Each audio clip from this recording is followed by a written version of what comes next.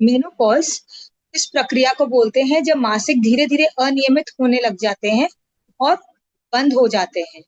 तो लगभग जब तक 12 महीने मासिक बंद नहीं होंगे तो हम उसे मेनोपॉज नहीं कहेंगे। तो एक दिन में मेनोपॉज नहीं आता। मेनोपॉज आने की प्रक्रिया ऐसी रहती है कि पहले पीरियड्स धीरे धीरे इरेगुलर होते हैं, फिर 4-6 महीने, कभी 4-6 महीने में आते हैं, 8-10 महीने पे आते हैं और धीरे धीरे करते करते ये बंद हो जाते हैं। इसे मेनोपॉज कहते हैं। फीमेल्स के जो रिप्रोडक्टिव ऑर्गन है उसमें ओवरीज होती है, अंडाशय जिसे बोलते हैं। उसमें से अंडे कम हो जाते हैं, धीरे धीरे अंडे बनने कम हो जाते हैं और 40-45 साल की उम्र तक धीरे धीरे अंडे एकदम खत्म होने लग जाते हैं, जिसके कारण महिलाओं के जो फीमेल हॉर्मोन्स होते हैं ईस्ट्रोजन और प्रोजेस्टेरोन वो एकदम खत्म होने लग जाते हैं। तो ये दो हार्मोन जब एकदम खत्म हो जाते हैं तो मेनोपॉज आ जाता है। आमतौर पे 45 टू 55 ईयर्स की उम्र में मेनोपॉज आता है। लगभग इंडियन फीमेल्स में देखा गया है कि 40 के बाद भी कई कई फीमेल्स में मेनोपॉज आना शुरू हो जाता है। और जिन महिलाओं में वजन ज्यादा होता है या जो महिलाओं का वजन बहुत ज्यादा कम होता है या जिन महिलाओं की आर्थिक स्थिति इतनी अच्छी नहीं होती है, कुपोषण के शिकार होते हैं, उनमें मेनोपॉज जल्दी आ जाता है।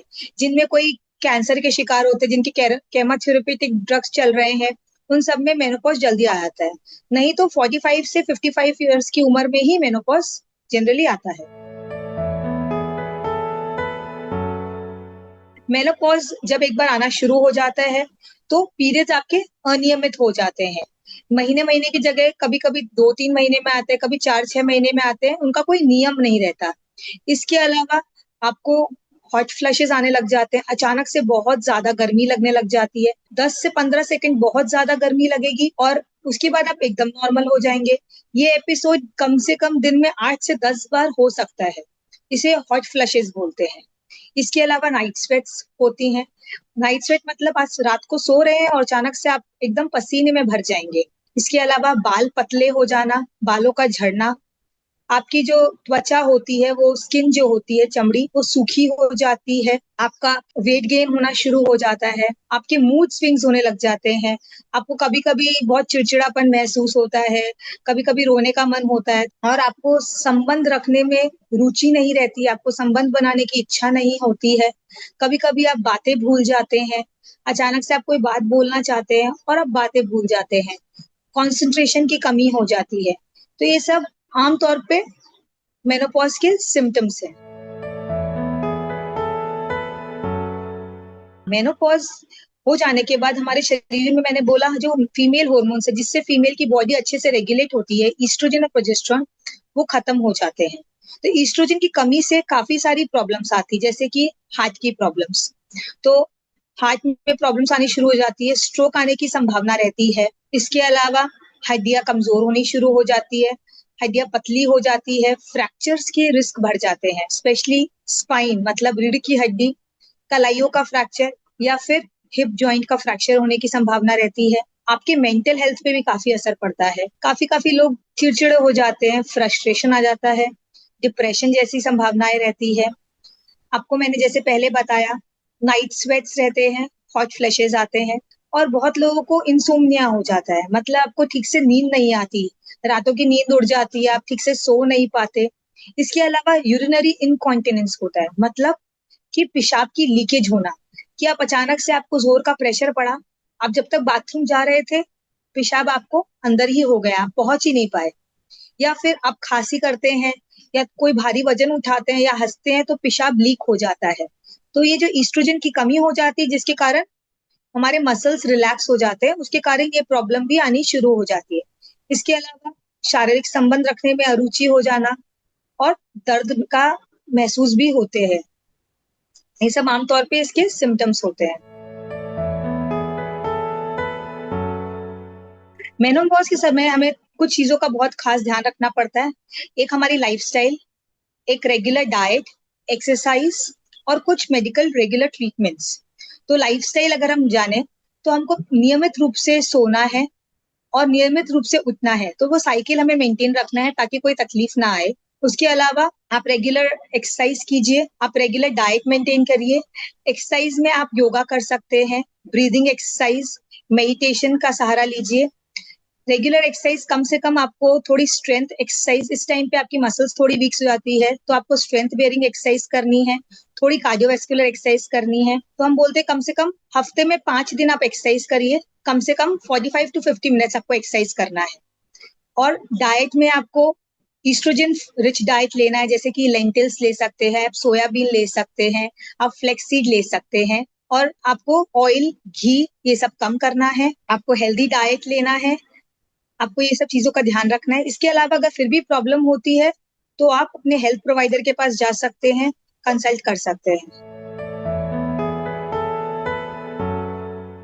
मेनोपॉज का मेंटल हेल्थ पे काफी असर पड़ता है कुछ महिलाओं पर।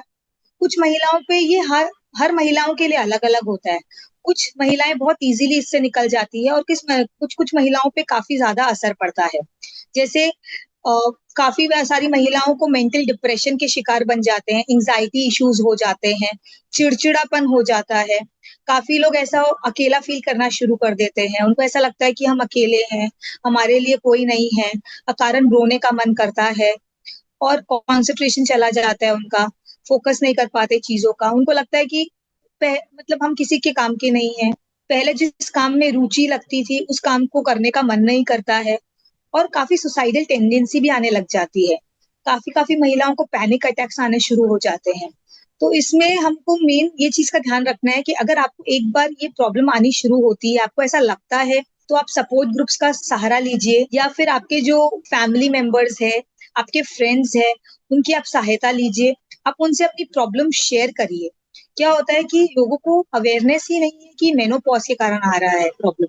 उनको ऐसा लगता है कि ये प्रॉब्लम उनमें है, तो वो समझ नहीं पाते, इसलिए वो अपनी फीलिंग्स किसी के साथ शेयर नहीं करते, इसलिए प्रॉब्लम ज्यादा बढ़ जाती है। तो इसलिए हम ये सुझाव देते हैं कि आप ये प्रॉब्लम्स को शेयर करिए एक दूसरे के साथ, और अपनी फीलिंग्स अपने पार्टनर को एक्सप्रेस कीजिए। और अगर जरूरत पड़े तो आप हेल्थ प्रोवाइडर के पास आप जा सकते हैं, इसका इलाज करवा सकते हैं।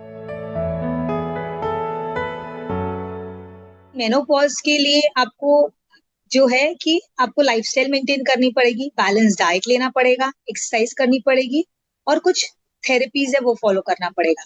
तो लाइफस्टाइल में जैसे मैंने आपको बोला, रेगुलर आप स्लीपिंग पैटर्न मेंटेन कीजिए, आप रेगुलर एक्सरसाइज कीजिए जिसमें मेडिटेशन आता है, योगा आता है, आप प्रॉपर कार्डियोवैस्कुलर एक्सरसाइज मेंटेन कीजिए।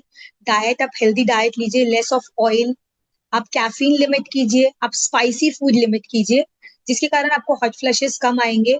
आप अपना वेट रिडक्शन कीजिए। इसके अलावा थेरेपीज भी ले सकते हैं, जैसे हार्मोन रिप्लेसमेंट थेरेपी है। अगर ये प्रॉब्लम इतनी ज्यादा बढ़ जाती है कि आपके कंट्रोल के बाहर है, आपको ज्यादा हॉट फ्लैशेस हो रहे हैं, आपके पीरियड्स बहुत हेवी होने लग रहे हैं, इरेगुलर हो रहे हैं, नाइट स्वेट्स की प्रॉब्लम इतनी ज्यादा हो गई है कि आपके कंट्रोल के बाहर है, या मूड स्विंग, सुसाइडल टेंडेंसी आ रही है, तो अगर ये प्रॉब्लम कंट्रोल के बाहर जाती है तो आपको थेरेपी का सहारा लेना पड़ता है। तो आप अपने गायनेकोलॉजिस्ट के पास जा सकते हैं, वो आपको हार्मोन रिप्लेसमेंट थेरेपी देते हैं। तो हार्मोन रिप्लेसमेंट थेरेपी क्या है? ये जो हमारे शरीर में ईस्ट्रोजन की कमी हो गई है, प्रोजेस्टेरोन की कमी हो गई है, ये हम आपको आर्टिफिशियली बाहर से आपकी बॉडी में दे रहे हैं टैबलेट्स के फॉर्म पे। तो इससे जो आपके सिम्टम्स है, जो इरेगुलर हेवी पीरियड्स होना, या फिर नाइट स्वेट्स है, या हॉट फ्लशेज है, या जो मूड स्विंग्स हो रही है, ये धीरे धीरे कम हो जाती है। तो हम ये हार्मोन रिप्लेसमेंट थेरेपी ले सकते हैं। हार्मोन रिप्लेसमेंट थेरेपी का फायदा ये भी है कि इसमें गर्भाशय का जो कैंसर है उससे ये बचाती है, जिसको हम एंडोमेट्रियल कैंसर बोलते हैं, और आंतड़ियों के कैंसर से भी बचाती है। पर हम हार्मोन रिप्लेसमेंट थेरेपी बहुत लंबे समय तक नहीं ले सकते। हमको ये डॉक्टर के सुपरविजन से ही ले सकते हैं। ऐसा नहीं कि हम दवाई की दुकान में गए और दवाई ले लिया और अपने मर्जी से ले रहे हैं। हमको डॉक्टर के सुपरविजन पे लेना है, क्योंकि इसके साइड इफेक्ट्स भी होते हैं। आप अगर बहुत लंबे समय तक ले तो आपको हार्ट की प्रॉब्लम्स आ सकती है, स्ट्रोक होने की संभावना रहती है, ब्रेस्ट और अंडाशय के कैंसर होने की भी संभावना हो सकती है। तो इसीलिए आप जब भी हार्मोन रिप्लेसमेंट थेरेपी ले, आप सुपरविजन के अंडर ले। डॉक्टर को समझने की जरूरत है कि आपको हार्मोन रिप्लेसमेंट थेरेपी की जरूरत है भी कि नहीं। तो आपको इससे पता चलेगा कि आपको दिलासा रहेगा कि ये एक नॉर्मल फेज है जो बीत जाएगा। ये 3-4 साल की बात है जो धीरे धीरे खत्म हो जाएगा और आप नॉर्मल लाइफ जी सकते हैं।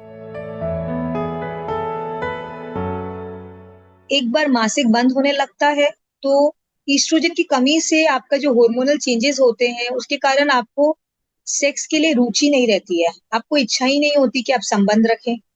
इसके अलावा जब आप संबंध रखते हैं तो आपको बहुत पेन होता है, ठीक है? क्योंकि वजाइनल ड्राइनेस हो जाती है, आपकी जो वजाइना की जो चमड़ी है वो सूखी हो जाती है, उसमें नमी का अभाव हो जाता है, नमी नहीं होती है और संबंध रखते हैं तो आपको जलन होती है और आपको दुखता है, जिसके कारण आपको इच्छा ही नहीं होती, ऑर्गेज़्म भी नहीं आता क्योंकि आपको एस्ट्रोजन की कमी है आपके शरीर में। तो इसीलिए बहुत ज़्यादा अरुचि महसूस करते हैं। अगर सपोज़ आपको ये तकलीफ महसूस हो रही है, तो आप डॉक्टर के पास जा सकते हैं। डॉक्टर आपको कुछ लुब्रिकेंट्स देते हैं, आपको एस्ट्रोजन क्रीम्स देते हैं लगाने के लिए, जिसके कारण ये प्रॉब्लम कम हो जाती है।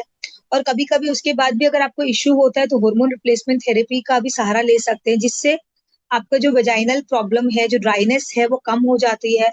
आपको थोड़ी रुचि रहने लग जाती है और सबसे ज़्यादा ज़रूरी है मेंटल कनेक्शन। तो अगर आप अपने पार्टनर है, उसके साथ अभी डिस्कस करें प्रॉब्लम कि मुझे ये प्रॉब्लम हो रही है, आप उनसे मतलब फ्रीली कनेक्ट करेंगे, उनको अपनी प्रॉब्लम समझाएँगे, तो शायद ज़्यादा बेटर रहेगा। आपको ज़्यादा इम्प्रूवमेंट मिलेगी रिज़ल्ट्स में। आप किसी को अपनी प्रॉब्लम बताते हैं तो समझने की कोशिश करते हैं। इसलिए मेन चीज़ ये है कि मेनोपॉज़ के समय आपको अपने फैमिली और अपने फ्रेंड्स का सपोर्ट लेना बहुत ज़रूरी है।